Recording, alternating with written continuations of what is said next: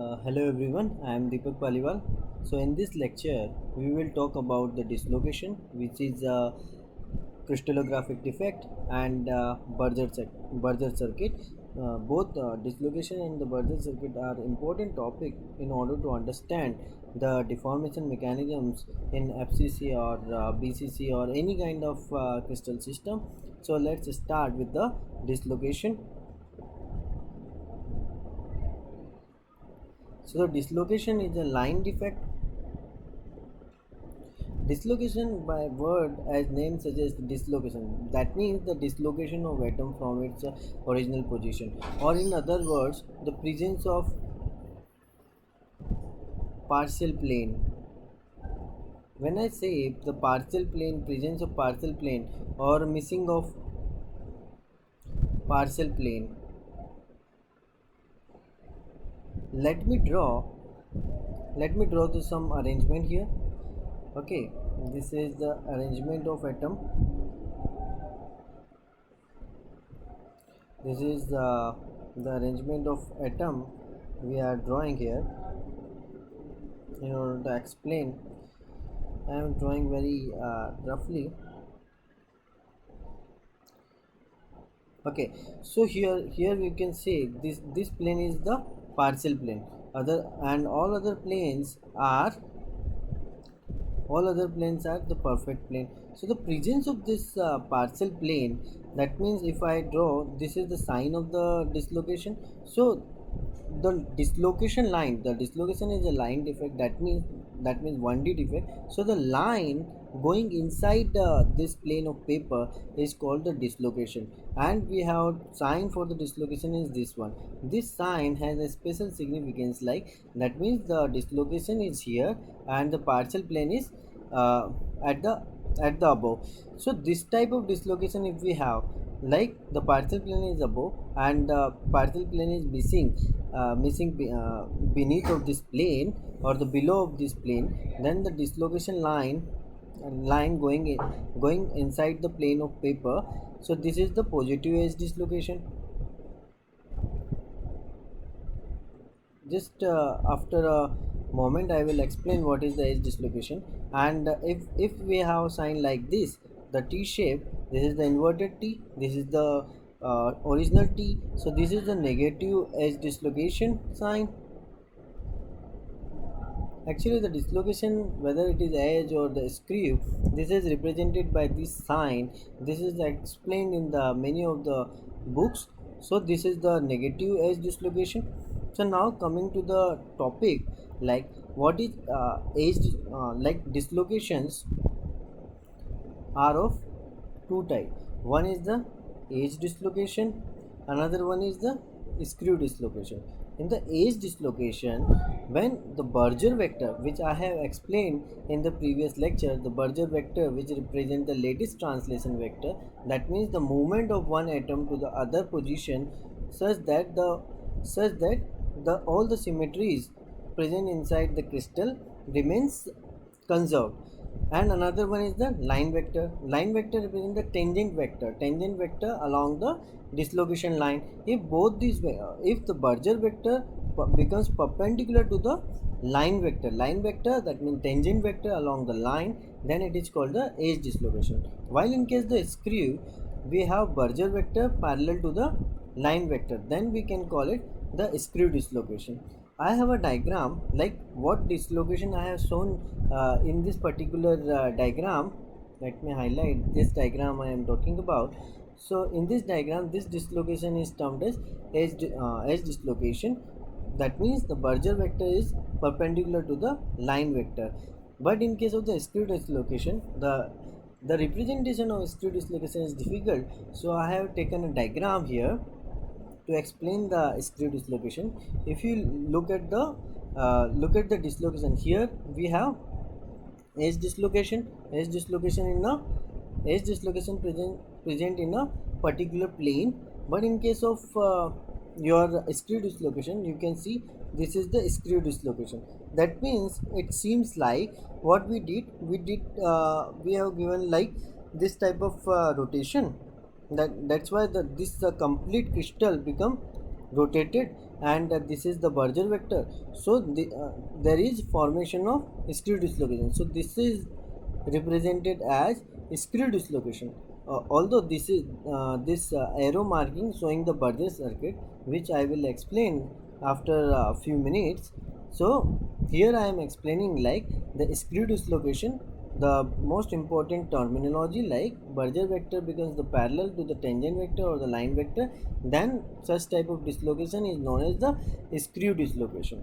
Okay, now, and this diagram is taken from this source. Now coming to the discussion part, what we have understand till now, the dislocation, which is a line defect.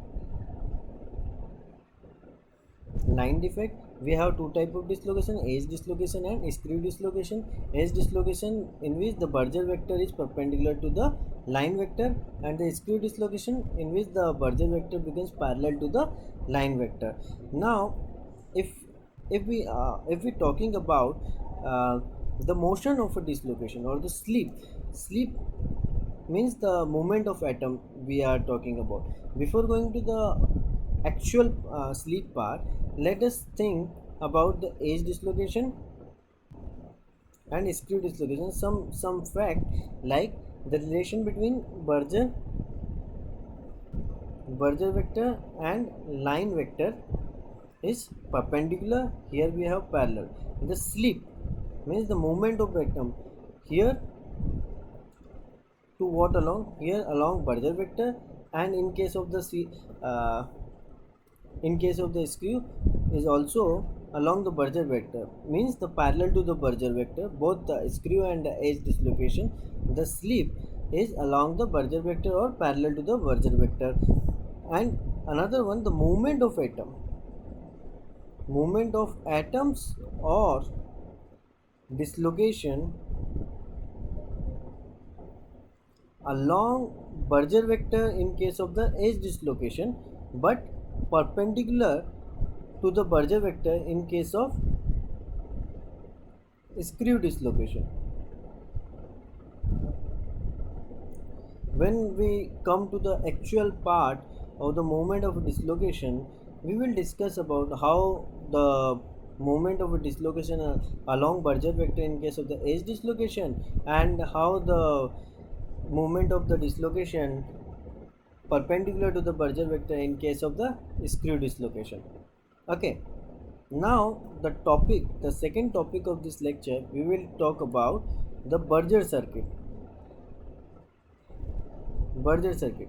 Actually, Berger circuit is a closed circuit, and as the name suggests, like this circuit is drawn to find out the direction of the Berger vector. There are many conventions. So basically, we will talk about the right hand finish to start convention, right hand finish to start convention. Like, let me draw a dislocation line. Here we are drawing a dislocation line.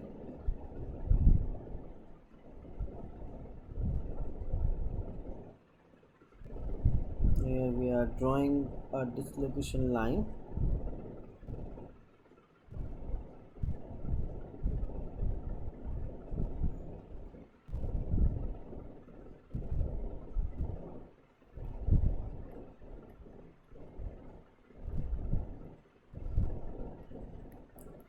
Actually, just in order to make you understand about the Berger circuit, let me see. We have 1, 2, 3, 4 lines here. 1, 2, 3, 4. Okay. Now, what we can see here, here we have dislocation. Here we have dislocation. Now, let me draw Berger circuit here. Berger circuit. Okay, so in case of Berger circuit, whatever steps we took from left to right, or from above to below, same step we always take along different edges. So let's see. Here we are taking like one step, two step, three step, 4 step, 5 step. Like we have started from the 3 points behind. So like this, 1 2 3 4 5 6.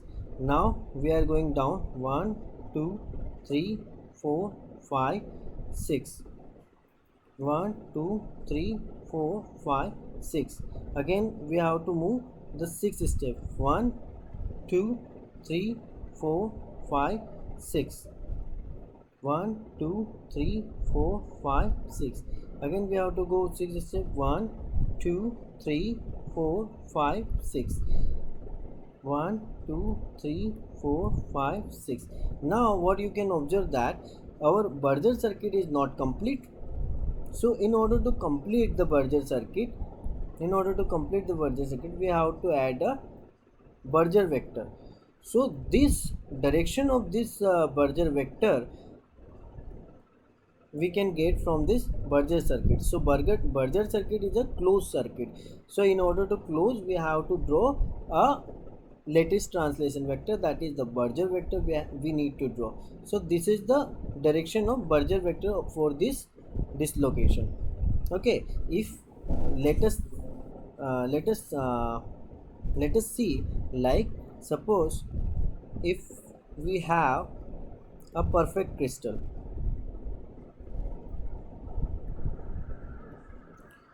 in which there is no dislocation. Okay, let me draw the Berger circuit here, like one step, two step, three step. Let me draw some more atoms. Okay, three step, um, four step, one step, two step, three step, four step, one step, two step, three step. So along left to right we can draw different number of left to right and above to below. So in both this case we can draw different number of steps, like here I am drawing like 1 to 4 and here I am drawing like 1 to 3. Now again I will like then I will go right to left, then I have to follow the same steps what we I have taken during the left to right movement. So again I have to take four step, one step, two step, three step, four step. Okay, one two three four. Now from below to above I have to draw the three step, one step, two step, three step. So see, in case of the perfect crystal, we do not need to draw any Berger vector. That means it has no dislocation. Here, one more important point, like Berger circuit, always draw around dislocation. Okay, Berger circuit is always drawn around dislocation in order to find the direction of Berger vector. So here the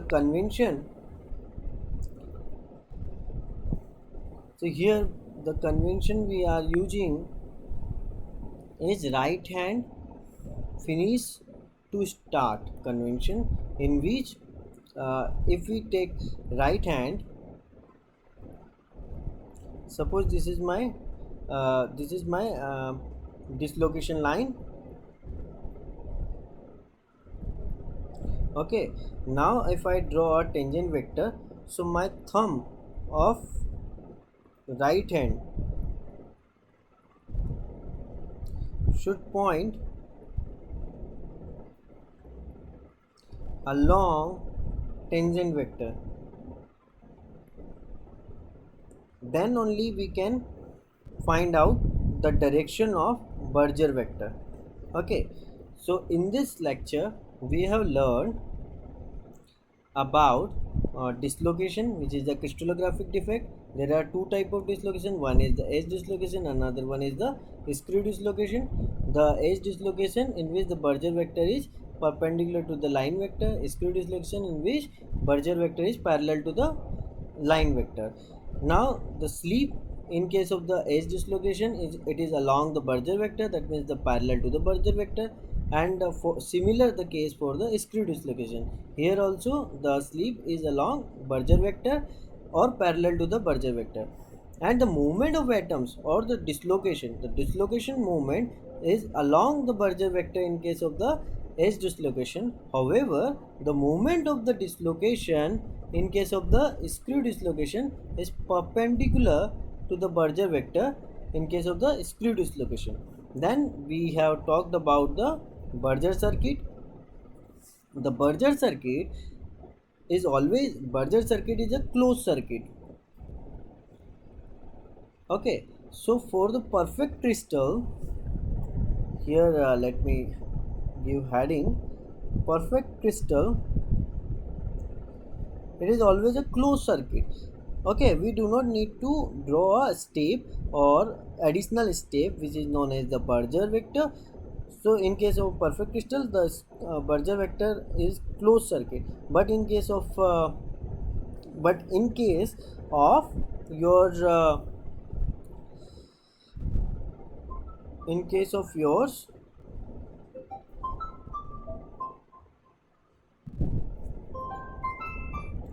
sorry for the unexpected phone call, but let's again continue from here.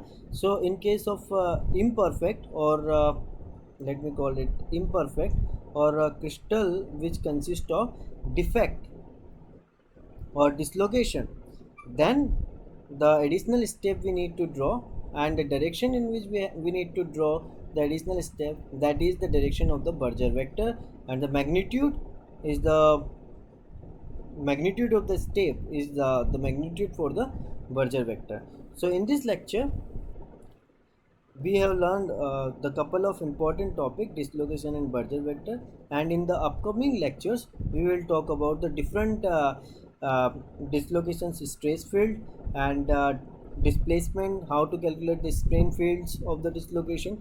So till the next lecture, thank you for the watching video, and if you are liking these videos, please do comment and give your valuable suggestion to improve the qualities of this video lecture.